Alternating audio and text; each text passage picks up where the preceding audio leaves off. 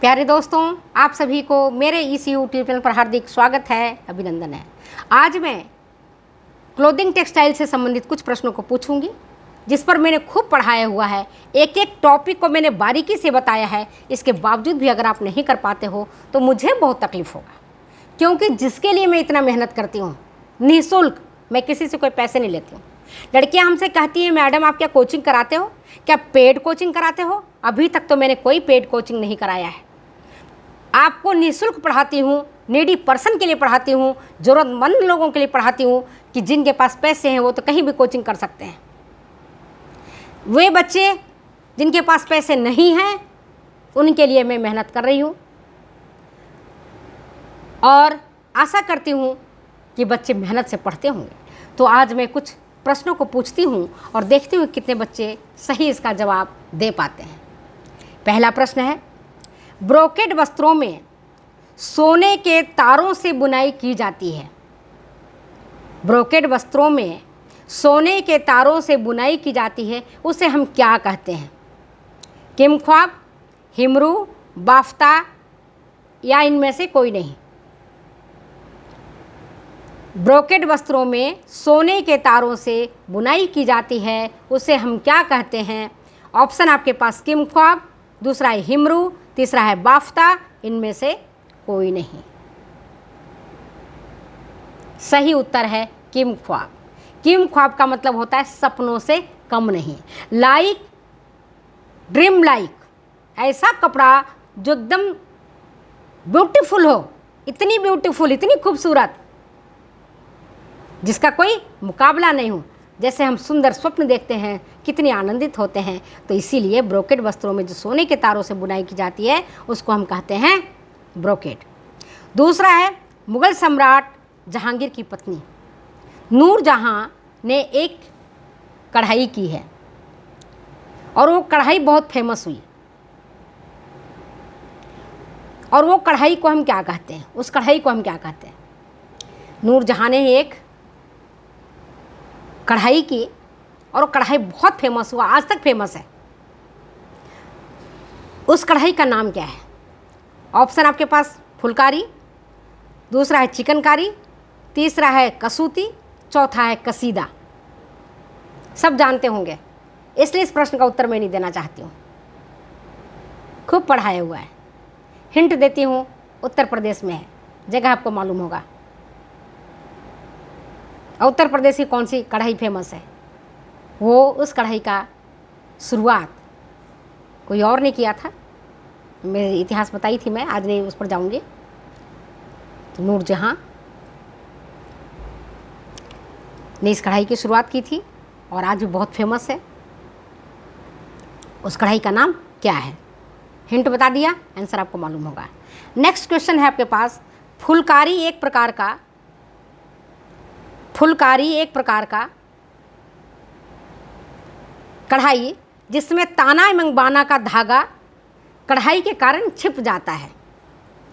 ताना और बाना के धागा कढ़ाई के कारण, जैसे आप ये देखो, लेस के कारण इसके अंदर में कौन सी ताना है, कौन सा धाना है, बाना है। ये लेस को अगर खाली देखोगे तो आपको ये पता नहीं चलेगा कि कौन सा इसका ताना है और कौन सा इसका। इसी पोर्शन को देखोगे कि किस रंग का ताना है, किस रंग का बाना है, आपको नहीं दिखाई पड़ेगा। तो इसी तरह का जो कढ़ाई है, फुलकारी का एक प्रकार है जिसमें ताना और बाना का धागा कढ़ाई के कारण छिप जाता है, उसको हम क्या कहते हैं?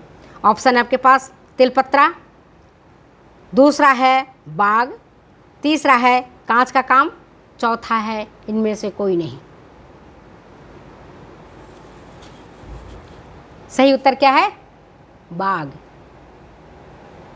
सही उत्तर है बाग। चौथा है घड़चोला, नाम सुना होगा आपने। जो शादी का वस्त्र है वह किससे संबंधित है? घड़चोला पटोला से, इक्कत से, कलमकारी से या बंधेज से? शादी के वस्त्र हैं, दुल्हन इसको पहनती है जब शादी आती है ना। तो एक तो बंधेज राजस्थान का और दूसरा होता है घड़चोला। वो किससे संबंधित है? ऑप्शन आपके पास पटोला, दूसरा है इक्कत, तीसरा है कलमकारी, चौथा है बंधेज। क्या करेक्ट आंसर है? Correct answer is Patola. Gujarat का पटोला को हम घड़चोला कहते हैं और शादी का ये वस्त्र है दुल्हन इसे पहनती है और इसमें जो कलर होते हैं वाइब्रेंट कलर होते हैं, वाइब्रेंट कलर होते हैं। शादी में तो वाइब्रेंट कलर ही पहना जाता है। यूँ तो अभी समय बदला है, समय ने करवट लिया है, तो लोग अन्य रंगों के भी ड्रेस पहनने लगे हैं। अब मैं शादी ब्याह में जाती हूँ, देखती हूँ तो लोगों ने जिस कलर को हम सैड कलर मानते हैं उस कलर को भी वो लोग प्रेफर करने लगे हैं। समय ने बदला है, समय ने करवट लिया है, तो लोगों के फैशन में भी रुझान बढ़ा है। नेक्स्ट क्वेश्चन आपके पास, हंसुली नाम सुना होगा। हंसुली कहाँ का गहना है? गहना मतलब किस स्थान में पहना जाता है, शरीर के किस अंग में पहना जाता है? हंसुली, हंसुली शरीर के किस अंग में पहना जाता है? सिर पर, गले में, हाथ में या पैर में? हंसुली मेरी माँ बहुत पहनती थी और मुझे भी एक दिया था चांदी का हंसुली। लड़कियाँ समझ गई होंगी, हंसुली गले का है, गले का गहना है। नेक्स्ट क्वेश्चन एक और है, वो ये, परिधान में प्लेट्स और चुन्नटों का उपयोग किस काम हेतु किया जाता है? परिधान में प्लेट्स और चुन्नटों का उपयोग किस कार्य हेतु किया जाता है? सही उत्तर है हमारा फुलनेस के लिए, भरा पूरा देखने के लिए।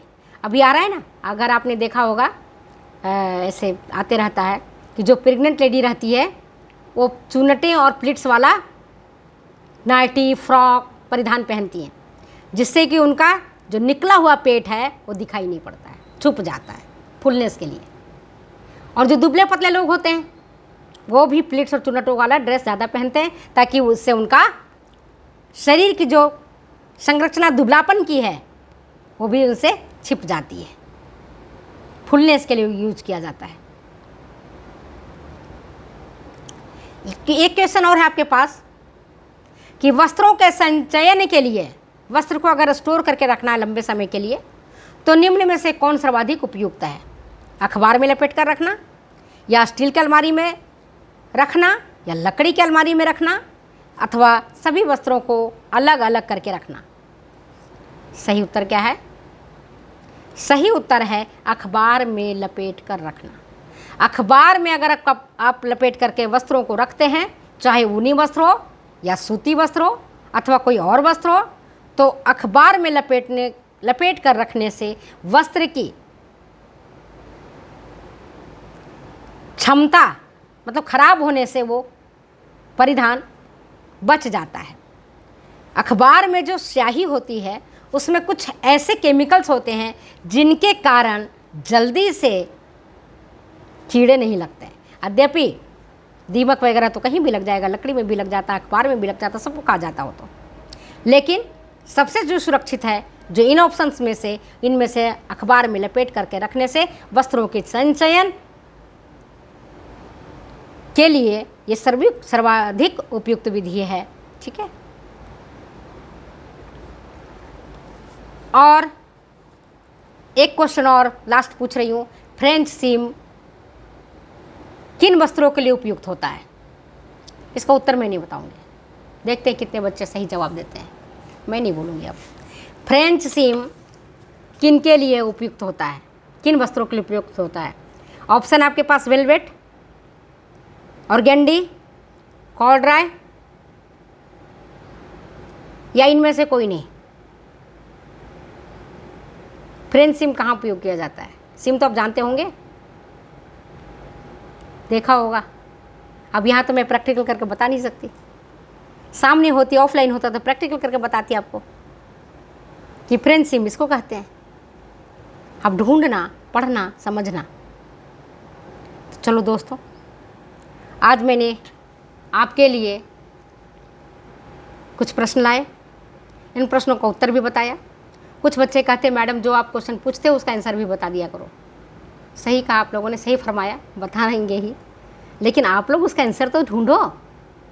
सारे मैडम ही कर देंगी, इसका फ़ायदा तो मैडम को मिलेगा, आपको फ़ायदा तो मिलेगा नहीं। आपको अगर फ़ायदा लेना है तो खुद ही पढ़ना पड़ेगा बच्चों।